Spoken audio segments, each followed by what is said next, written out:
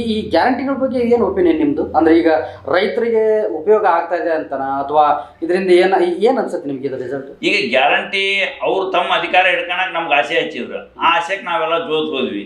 ಜೋತ್ ಬಿದ್ದಿಂದ ಈಗ ಏನಾಯ್ತು, ಈಗ ಅವರೆಲ್ಲ ಒಂದಕ್ಕೆ 2 ಪಟ್ಟು ಹೆಚ್ಚಿಗೆ ಮಾಡಿದ್ರು. ಅವಾಗ ಈ ಕಾಂಗ್ರೆಸ್ ಸರ್ಕಾರ ಬರೋಕ್ಕಿಂತ ಬಿಜೆಪಿ ಇದು ಹಿಂದೆ 5 ವರ್ಷದ 4 ವರ್ಷ 5 ವರ್ಷದ ಹಿಂದೆ 1 ಎಕರೆ ಸಣ್ಣ ಉದಾಹರಣೆ ನಿಮ್ಗೆ ಹೇಳ್ತೀನಿ. ನಾವು ಒಂದು ಸಟ್ ಸ್ಪ್ರಿಂಕ್ಲರ್ ತಗೋಬೇಕಂದ್ರೆ ನಮಗೆ ಒಂದು 1200ರಿಂದ 1500 ರೂಪಾಯಿ ಸ್ಪ್ರಿಂಕ್ಲರ್ ಬರ್ತೈತೆ. ಈಗ 5,000 ರೂಪಾಯಿ ಕೊಡ್ಬೇಕು ಒಂದು ಸಟ್ ಸ್ಪ್ರಿಂಕ್ಲರ್ಗೆ. 3 ಪಟ್ಟು ಹೆಚ್ಚಿಗೆ ಮಾಡ್ತು. ಮತ್ತೆ ನಮ್ಗೆ 20 ರೂಪಾಯಿಗೆ ಒಂದು ಬಾಂಡ್ನಾಗ ಎಲ್ಲ ನಮ್ಮ ಕೆಲಸ ಆಕಿತ್ತು. ಆ 20 ರೂಪಾಯಿ ಬಾಂಡ್ ಕ್ಯಾನ್ಸಲ್ ಮಾಡಿ ಇವ್ರು 100 ರೂಪಾಯಿ ಬಾಂಡ್ ಮಾಡಿದ್ರು. 100 ರೂಪಾಯಿ ಕ್ಯಾನ್ಸಲ್ ಮಾಡಿ 500 ರೂಪಾಯಿ ಮಾಡಿದ್ರು. ಈಗ ಅದರಲ್ಲಿ ಹೆಚ್ಚು ಹಣ ತೊಗೊಳಕತ್ರು. ಮತ್ತು ಪದೇ ಈಗ ಇದ ಒಂದಲ್ಲ, ಈಗ ನಮ್ಗೆ ರೈತರಿಗೆ ಉಚಿತ ವಿದ್ಯುತ್ ಅಂತ ಹೇಳಿ ಎಸ್ ಬಂಗಾರಪ್ಪನವ್ರು ಅವಾಗ ಅವ್ರು ನೆನೆಸ್ಬೇಕು. ನಾವು ಇವತ್ತು ಅವ್ರು ಮಾಡಿಟ್ಟು ಹೋದ್ರು. ಇವ್ರು ಬಂದು ಈಗ ಅದಕ್ಕೆ ನಮ್ಗೆ ಬೋರ್ ಹೊಡ್ಸಿದಕ್ಕೆ ಸರಿಯಾಗಿ ಮೀಟ್ರ್ ಇಲ್ಲ. ಅವಾಗೆಲ್ಲ 18-20 ಸಾವಿರ ರೂಪಾಯಿ ತುಂಬಿದ್ರೆ ನಮಗೆ ಮೀಟ್ರ್ ಇದು ಕೊಡೋರು, ಏನೋ TC ವಿತ್ ಕಂಬ ಎಲ್ಲ ಮಾಡಿ ನಮ್ಗೆ ಲೈನ್ ಹೇಳ್ಕೊಡೋರು. ಈಗ ಇವ್ರು ಅದನ್ನ ತೆಗೆದ್ಬಿಟ್ರ. ಈಗ ಒಂದು ರೈತ ತನ್ನ ಪಂಪ್ಸೆಟ್ಗೆ ಬೋರ್ವೆಲ್ ತಗೋಕೊಂಡ್ರೆ 2.5 ರಿಂದ 3 ಲಕ್ಷ ರೂಪಾಯಿ ಖರ್ಚು ಮಾಡ್ಬೇಕು. ಅದನ್ನೆಲ್ಲ ಎಲ್ಲಿಂದ ಮಾಡಕ್ ಸಾಧ್ಯ ಐತ್ರಿ ನಮ್ಗೆ ರೈತರಿಗೆ? 1 ಎಕರೆಗೆ 10,000 20,000 ಉಳಿಯೋದಕ್ಕೆ ಕಷ್ಟ ಐತಿ. ಅದ್ರಾಗೆ ಹೋದ ವರ್ಷ ಅತಿವೃಷ್ಟಿ, ಈ ವರ್ಷ ಅನಾವೃಷ್ಟಿ, ಈ 2-3 ವರ್ಷ ಆಯ್ತು ನಾವು ರೈತರಿಗೆ ಏನೇನು ಉಳಿದಿಲ್ಲ, ಎಲ್ಲ ನೆಗ್ಲೆಕ್ಟ್ ಹೋಗಿವಿ. ಅಲ್ಲ, ಆದ್ರೂ ಗ್ಯಾರಂಟಿಗಳನ್ನ ಯೂಸ್ ಮಾಡ್ತಾ ಇದಾರಲ್ಲ ಎಲ್ಲರೂ. ಈಗ ಉಚಿತ ಬಸ್, ನಿಮ್ಗೆ ಬಸ್ ಹತ್ತಕ್ಕೆ ಜಾಗ ಇರಲ್ಲ, ಅಷ್ಟೊಂದೆಲ್ಲ ಫುಲ್ ಆಗ್ತಾ ಇದಾವೆ. ಆಮೇಲೆ ಅಕ್ಕಿದು ಇದು ಕೊಡ್ತಾ ಇದಾರೆ, ಅದನ್ನು ತಗೋತಾ ಇದೀವಿ. ಜೊತೆ ಕರೆಂಟ್ ಬಿಲ್ ಇದಿಲ್ಲ.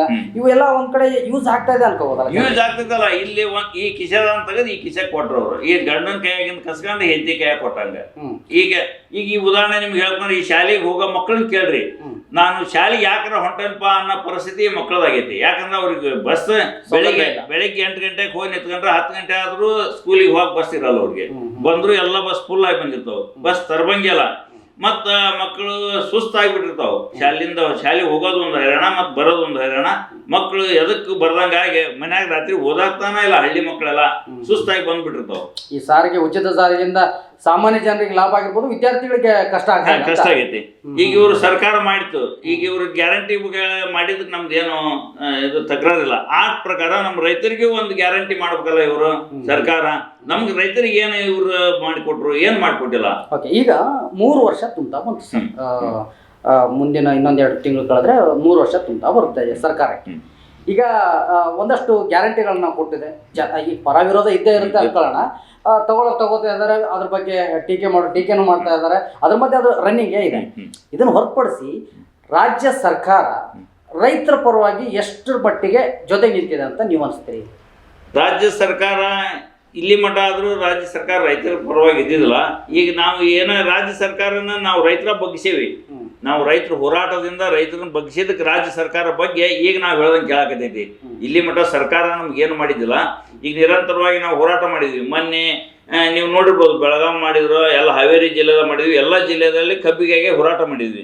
ಕಬ್ಬಿಗೆ ಹೋರಾಟ ಮಾಡಿದಾಗ ಸರ್ಕಾರ ಮುಂಚೆ 8 ದಿನ ಆದ್ರೆ ಕಣ್ಣು ಮುಚ್ಚೆ ಸುಮ್ಮನೆ ಕುತ್ಕೊಂತ.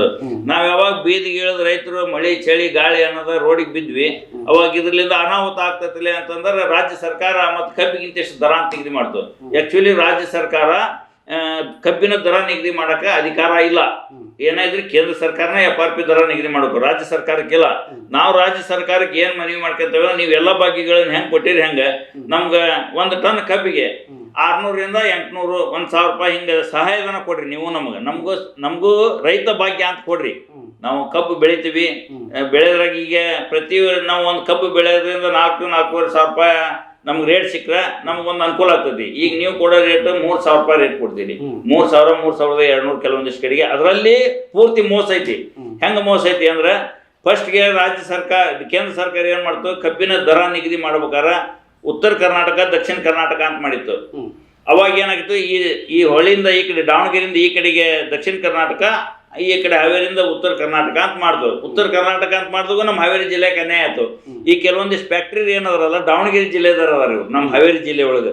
ಇವ್ರು ಏನ್ ಮಾಡಿದ್ರು, ಇದನ್ನ ಮೇಲೆ ದಕ್ಷಿಣ ಕರ್ನಾಟಕಕ್ಕೆ ಸೇರ್ಸ್ಕೊಂಬಂದ್ರು. ಅಂದ್ರೆ ಕಡಿಮೆ ರೇಟ್ ಕೊಟ್ಟು ಹೆಚ್ಚು ಲಾಭ ಪಡೆದು ತಾವು ಶ್ರೀಮಂತರಾಗಲಿಕ್ಕೆ ನಮಗೆ ಮೋಸ ಮಾಡಿದ್ರು. ಅದಕ್ಕೂ ಹೋರಾಟ ಮಾಡಿದ್ವಿ. ಅದಕ್ಕೆ ನಾವೆಲ್ಲ ಹೋರಾಟ ಮಾಡಿದ್ರೆ ಕೇಂದ್ರ ಸರ್ಕಾರ ಏನ್ ಮಾಡ್ತು, ರಿಕವರಿ ಆಧಾರದ ಮೇಲೆ ದರ ಅಂತ ಫಿಕ್ಸ್ ಮಾಡ್ತು.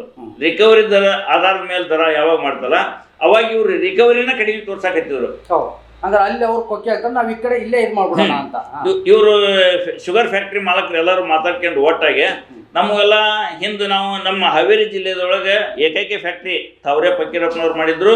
ಅದು ಸಹಕಾರ ಸಂಘದ ಕಾರ್ಖಾನೆ 22,000 ಜನ ಸೇರಿದಾರ ಕೂಡ ಒಂದು ಫ್ಯಾಕ್ಟ್ರಿ ಮಾಡಿದ್ರು. ಅದರಲ್ಲಿ ತಾವರೆ ಫಕೀರಪ್ಪರು ಮಹತ್ವದ ಪಾತ್ರ ವಹಿಸಿದ್ರು.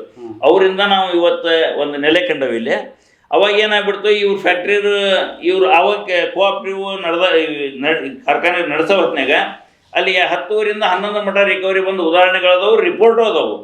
ಮತ್ತು ಇವ್ರು ಲೀಸ್ ಹಾಕ್ಯಂಡ್ರು, ದಾವಣಗೆರೆಯಲ್ಲಿ ಬಂದು ಲೀಸ್ ಹಾಕ್ಯಂಡಿಂದ ಇವ್ರು ಹಾಕ್ಯಂಡಿಂದ ಇವರು ರಿಕವರಿ ಕಡಿಮೆ ಮಾಡಿದ್ರು. 9-9.5 ಅಂದ್ರೆ ರಿಕವರಿ ಆಧಾರದ ಮೇಲೆ ರೇಟ್ ಬಂದಾಗ 9.5 ತಂದಿಟ್ರು. 9.5 ತಂದಿಟ್ರೆ ಒಂದು ಟನ್ನಿಗೆ ನಮ್ಗೆ 350ರಿಂದ 400 ರೂಪಾಯಿ ಲಾಸ್ ಆಗಾಕತ್ತದ. ಮತ್ತು ಅದನ್ನು ನಾವು ಪ್ರಶ್ನೆ ಮಾಡಿದ್ರೆ ಬೀದಿಗಿಳಿದು ಹೋರಾಟ ಮಾಡಲೇಬೇಕಾಯ್ತು. ಆ ಬೀದಿಗಿಳಿದು ಹೋರಾಟ ಮಾಡ್ಬೇಕಾದ್ರೆ ಮೊನ್ನೆ ನಾವು ಹಾವೇರಿಯಲ್ಲಿ ನಿರಂತರವಾಗಿ DC ಕಚೇರಿ ಮುಂದತ್ತು, ಮಹಿಳಾರ ಮದುವೆ ಪರ್ವತದಲ್ಲತ್ತು ಪ್ರತಿಭಟನೆ ಹಮ್ಮಿಕೊಂಡಿಂದ ನಮ್ಮ ಜಿಲ್ಲಾ ಉಸ್ತುವಾರಿ ಮಂತ್ರಿಗಳಿರ್ಬೋದು ಮತ್ತು ಎಲ್ಲ ಶಾಸಕರು ನಿರಂತರವಾಗಿ ನಮ್ಮ ಜೊತೆ ಸಂಪರ್ಕದಲ್ಲಿದ್ದರು. ಜಿಲ್ಲಾಧಿಕಾರಿಗಳು ಅತ್ಯುತ್ತಮ ಸಾಧನೆ ಮಾಡಿದರು.